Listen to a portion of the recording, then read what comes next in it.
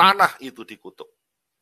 Ya, tanah menerima kutuk akibat perbuatan manusia. Dan itu di dalam profetik akan terjadi selama 6.000 tahun. 6 tahun tanah dipekerjakan. Dan tahun yang ke-7, tanah itu diistirahatkan. Ya, jadi, di dalam pola Shemitah 7 tahun, ini juga kita bisa temukan Bapak Yahweh bicara mengenai kerajaan 1000 tahun.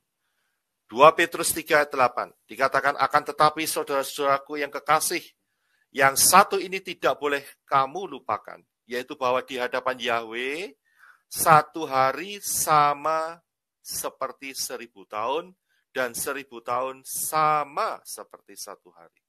1 hari di hadapan Bapa Yahweh itu sama dengan 1000 tahun di manusia, yang dialami manusia. Karena itu, ya, pola sabat 1000 tahunan sejak kejatuhan Adam, ya, bumi ini belum pernah Shemitah, saudara. Ya, jadi selama 6.000 tahun tanah ini tidak pernah Shemitah. Ya.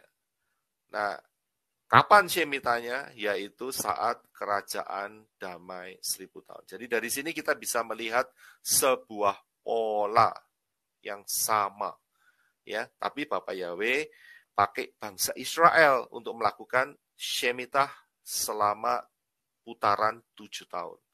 Ya, dan itu aplikasinya untuk menjelaskan mengenai kerajaan Millennial Kingdom, yaitu kerajaan damai 1000 tahun.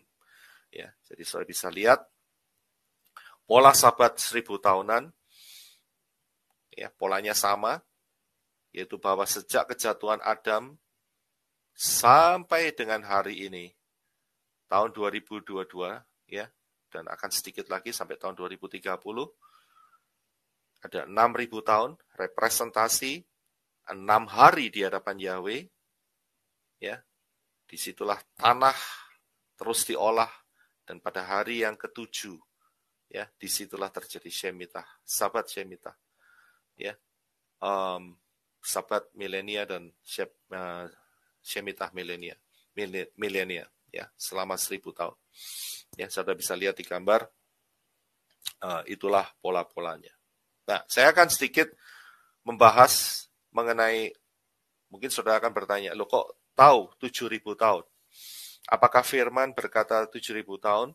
Ya, saya sudah jelaskan pola-pola di atas, tetapi firman Tanak juga memberikan sesuatu yang lebih komplit. Nah, hal ini saya juga pernah sudah sampaikan, ya, dengan sebuah materi, ya.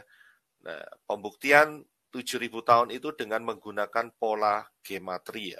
Kode gematrianya itu ada di dalam Kejadian 1 ayat 1. Ya. Pada mulanya Elohim menciptakan langit dan bumi. Bahasa Inggrisnya, in the beginning God created the heavens and the earth. Kalau saudara bahasa Jermannya pentelengi, saudara ya, pentelengi ya, yang dari Surabaya pasti tahu. Saudara lihat sampai mata saudara copot, itu namanya pentelengi, itu bahasa Jerman, saudara ya. Saudara tidak akan menemukan apa-apa. Sampai mata saudara berdarah-darah sampai copot, kalau saudara lihat ayat ini, saudara tidak akan menemukan rahasia apa-apa. Ya. Nah, rahasianya bisa terbongkar bagaimana? Caranya kembali ke pola Ibrani. Ya. Ke pola Ibrani. Pola Ibrani ngomong apa? Ya, ini dia. Ya. Pola Ibrani berkata, Bereshit bara Elohim et hashamayim va et haares. Ya. Kata pertama itu ada kata Bereshit. Ya. Dan kita akan fokus di kata Bereshit ini. Nah, saya berikan kata Bereshit itu dari rangkuman atau rangkaian huruf-huruf, yaitu Bethres, Aleph, Shin, Yod, dan Taf. Baca dari kanan ke kiri. Ya, itu adalah Bereshit. Bethres, Aleph, Shin, Yod, sama Taf. Dan setiap huruf mempunyai angka gematria. Dan juga mempunyai piktograf. Piktografnya sudah bisa lihat di gambar ini. Ada Beth itu rumah, Resh itu kepala, Aleph itu kepala lembu, ya, dan seterusnya. Saudara bisa lihat sendiri. Karena saya sudah bahas pembahasan ini. Saya hanya ulangin secara cepat saja.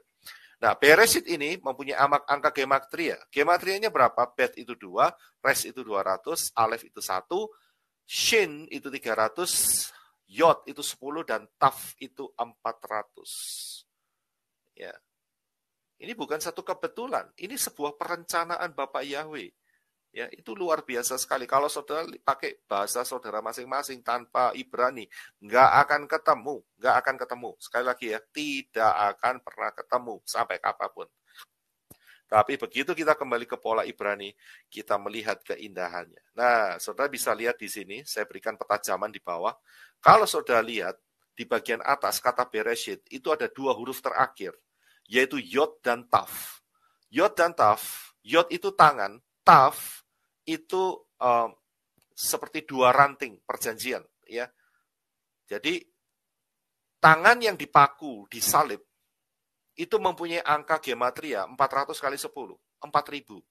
Dan itu berbicara mengenai jarak antara kejatuhan Adam dan Hawa sampai tangan itu dipaku disalib. Yaitu kapan? Yeshua HaMashiach yang mati di atas kayu salib tahun 30 Masehi, itu jaraknya ada 4000 tahun. Perhitungannya sudah saya berikan di sana. Jadi kita bisa tahu kapan kejatuhan Adam dan Hawa, yaitu tinggal dikurangkan saja. 30 Masehi dikurangi 4000. Ya. Jadi kejatuhan Adam dan Hawa adalah tahun 3970 sebelum Masehi. Dari sini kita bisa lihat sebuah rahasia. Ya, jadi jarak antara Adam dan Hawa, kejatuhannya loh ya, sampai kematian Yeshua HaMashiach ada 4000 tahun. Berarti betul. Ya, pola zamannya betul. Kemudian apalagi yang kita bisa pelajari? Perhatikan yang di sebelah kanan. Di sebelah kanan itu ada, coba saudara lihat di kotaknya, sebelah kanan atas ya, kata Bereshit, ada satu kotak gitu ya. Itu ada 2 huruf. Ya, Aleph dan Shin. Ya, Aleph dan Shin itu kalau digabung itu Ash. Itu artinya api, saudara. Ya, api. Nah, huruf-huruf ini juga merepresentasikan mengenai kapan api itu akan dinyalakan. Yaitu, kalau saudara lihat, huruf Shin itu piktografnya adalah gigi dan artinya adalah hancur. Ya, menghancurkan. Nah, di sebelahnya Shin, sebelah kirinya itu adalah Yod, tangan. Dan biasanya Yod itu dipakai untuk merepresentasikan daripada Yahweh, Yod. Ya, kata Yahweh adalah Yod-Heh-Wah-Heh, diawali dengan huruf Yod. Dan Yod itu mempunyai angka gematria 10 dan Shin angka gematrianya 300. Kapan tangan Yahweh akan menghancurkan dunia ini dengan ash, dengan api, yaitu 10 kali 300, yaitu 3000. 3000 tahun setelah kematian Yeshua HaMashiach, bumi ini akan dihancurkan. Kalau kematian Yeshua HaMashiach itu tahun 30 Masehi, maka ditambah 3000 akan muncul satu angka yaitu 3030. Disitulah titik di mana terjadinya kiamat. Ya, jadi kalau 2 pola ini digabungkan, maka saudara akan lihat ya, yang angka biru saya kasih garis titik-titik ya. 2000 tambah 2000 tambah 2000 tambah 1000 totalnya 7000. Nah, ini dia saudara. Ya. Jadi ini adalah salah satu pembuktian lagi ya dari sisi angka gematria, Bereshit. Jadi bumi ini sejak kejatuhan Adam dan Hawa sampai kiamat itu ada 7000 tahun. Kita ngomong pola berarti kita bisa memastikan dalam hal ini. Ya, luar biasa sekali. Dari sini saudara paham ya. Oke. Ya, saya akan selanjutkan dari slide ini. Ini slide yang terakhir yang saudara terima, yaitu bahwa dari kata Bereshit kita bisa melihat pola angka 7.000 tahun sejak kejatuhan Adam dan Hawa sampai dengan kiamat. Yang berikutnya, prinsip Sukot. Ya, mungkin yang belum pernah dengar Sukot. Sukot ini makanan apa? Sukot bukan makanan. Sukot adalah hari raya. Ya, salah satu hari raya yang ditetapkan oleh Bapak Yahweh. Memang di dalam hari raya Sukot ada makan-makan, tetapi Sukot bukan makanan. Sukot adalah hari raya pondok daun, bahasa Inggrisnya tabernacle. Nah, kita lihat terlebih dahulu. Ada angka 7 lagi, saudara, di dalam pola hari raya Yehudi. Ya, ada angka 7 lagi, nggak 8, nggak 9. Wah, ini luar biasa. Ini sebuah pola.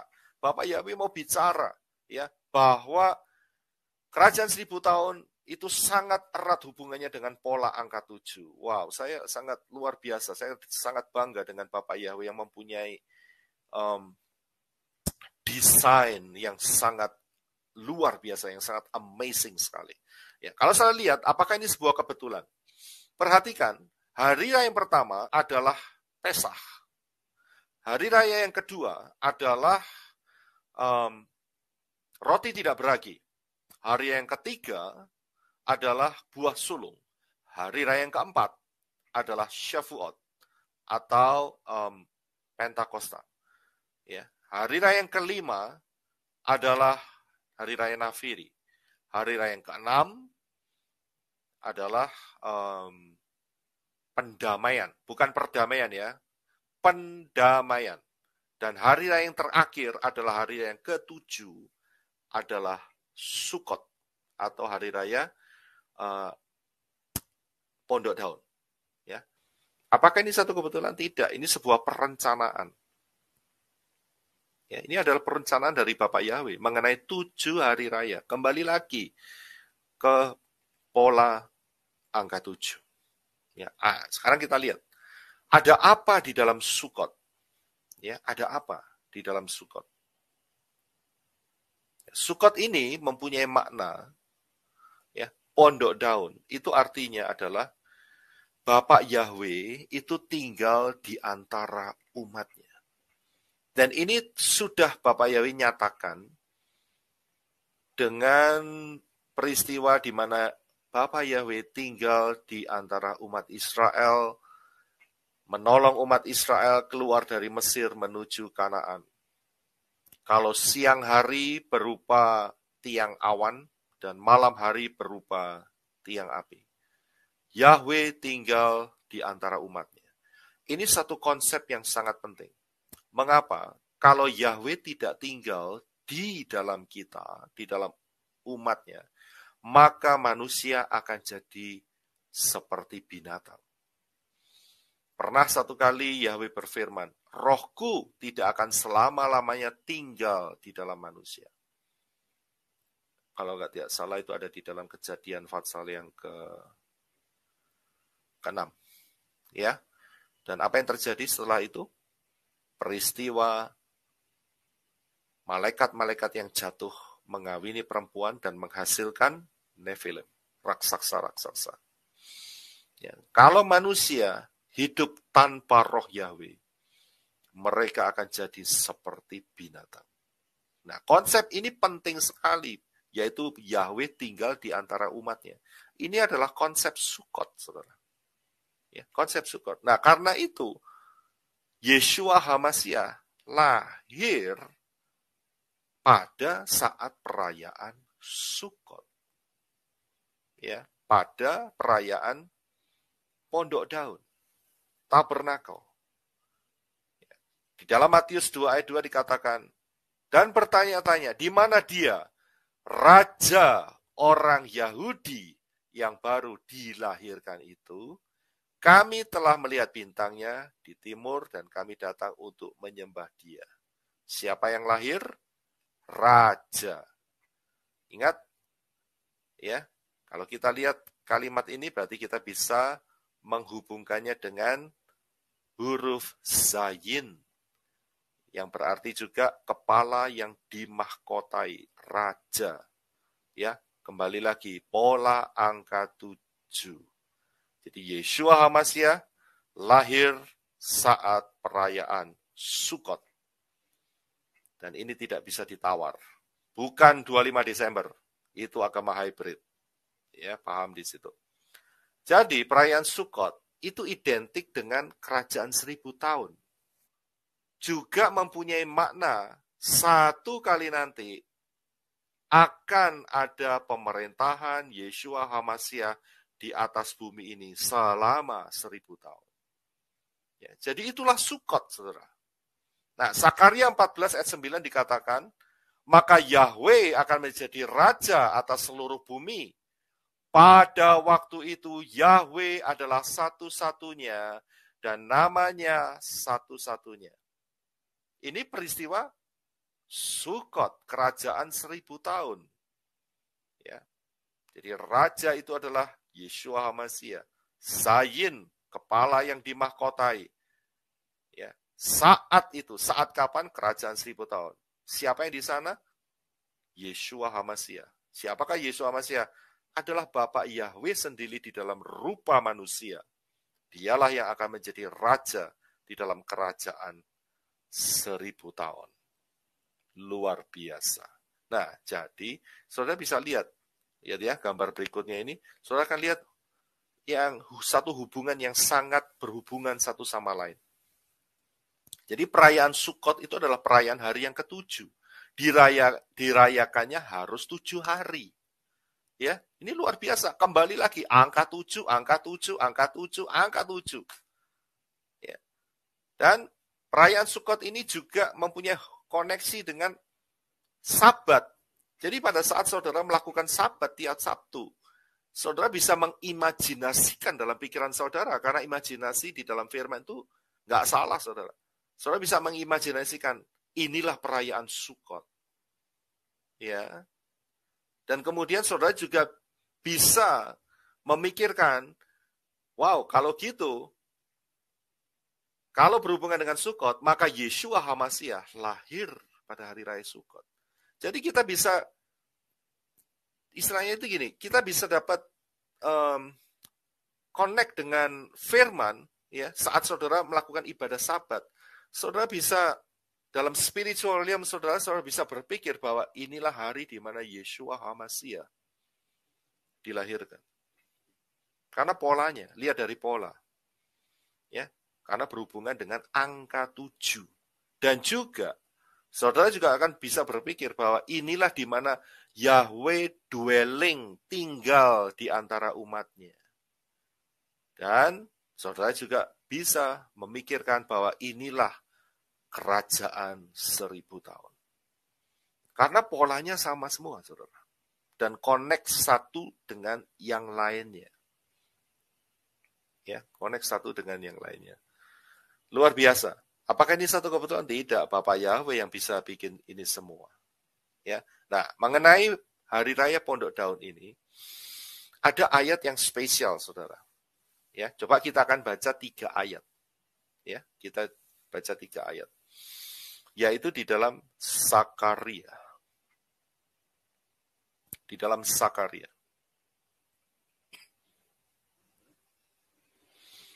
Nah, peristiwa dalam Zakaria ini 14 ayat 16 sampai 19.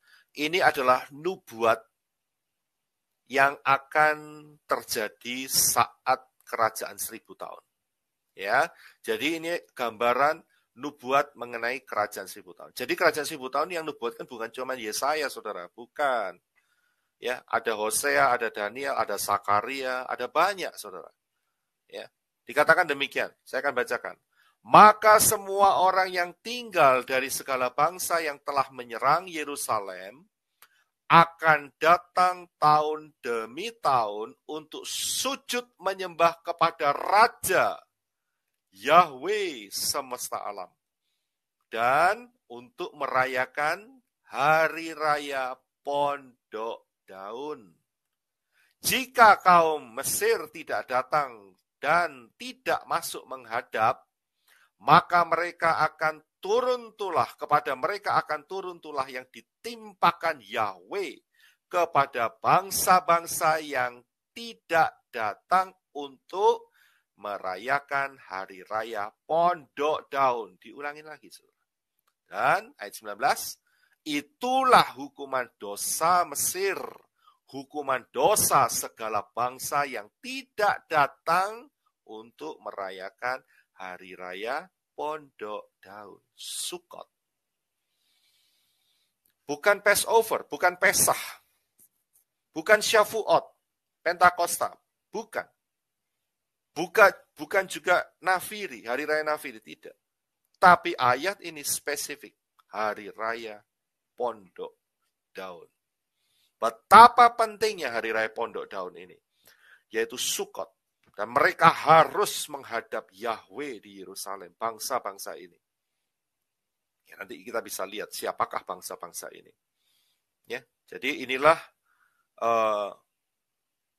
pola yang ditetapkan Bapak Yahweh, bahwa kerajaan 1000 tahun adalah Pondok Daun, perayaan Pondok Daun. Ya, luar biasa. Nah, jadi kalau kita lihat sedikit timeline ya, kalau dari hari ini tahun 2022, maka di depan kita ini kita akan masukin satu cycle Shemitah. Nanti startnya akhir bulan ini, saudara. Ya. Dan inilah Shemitah yang harus kita waspadai. Ya, karena sudah banyak peristiwa yang besar terjadi di dunia dan ini merujuk kepada satu titik, yaitu bahwa anti Hamasiah akan keluar berkuasa. Dan kita akan masuk di dalam 3,5 cycle Shemitah yang pertama ini dan akan terjadi pengangkatan setelah itu. Kemudian bumi akan mengalami anti Hamasiah selama 3,5 tahun yang kedua. Dan kemudian Yeshua Hamasiah akan turun dan terjadi perang Armageddon. Dan Yeshua Hamasiah akan mengalahkan anti Hamasiah. Dan Yeshua Hamasiah akan memerintah di bumi selama 1000 tahun. Dan setelah itu terjadi kiamat tahun 3030. Ya, ini adalah timeline singkat dari tahun kita sekarang ini sampai tahun 3030. Nah, saya akan bawa saudara lagi ke hal yang lebih dalam. Yaitu, saudara masih ingat mimpi Nebukadnezar. Ya, Nebukadnezar ini bukan orang Yahudi, ini adalah raja orang Babel. Tetapi di dalam mimpinya ini juga ada pola angka 7, saudara.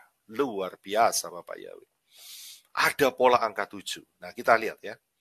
Yang pertama adalah kepala dari emas, yaitu Babel, Nebukadnezar sendiri.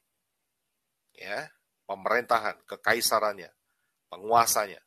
Yang kedua, yang menguasai dunia adalah Medo-Persia. Ya, saya sudah pernah bawakan hal ini. Yang ketiga, setelah Medo-Persia adalah Yunani, yang diwakili oleh perut yang dari tembaga. Yang keempat adalah duo hybrid.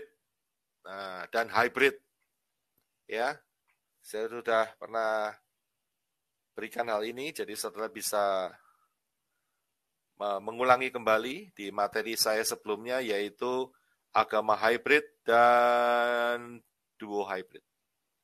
Ya, jadi inilah penguasa yang keempat. Lemak ikan, martabak, terang bulan, dan minum bir bintang. Saya ganti ya, bukan bintang kecil lagi, tapi bir bintang. Kenapa pakai bir bintang? Bukannya saya menyuruh saudara minum bir, tidak, jangan minum bir. Kenapa? Mabuk. Ya, lihat aja, ya, banyak yang mabuk, ya, dengan mengikuti pola terang bulan ini, ya, banyak yang mabuk, saudara. Sampai-sampai ada yang pasang bom di tubuhnya, ya.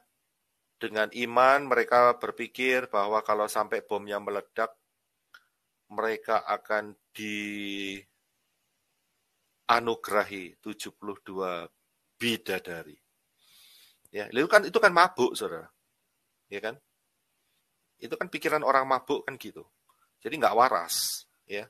Jangan ikutin pola seperti itu. Nanti saudara ikut nggak waras, jangan. Ya, jadi jangan makan terang bulan sama bir bintang, jangan. Ya, jauhi itu semua. Ya, juga jangan makan lemak ikan.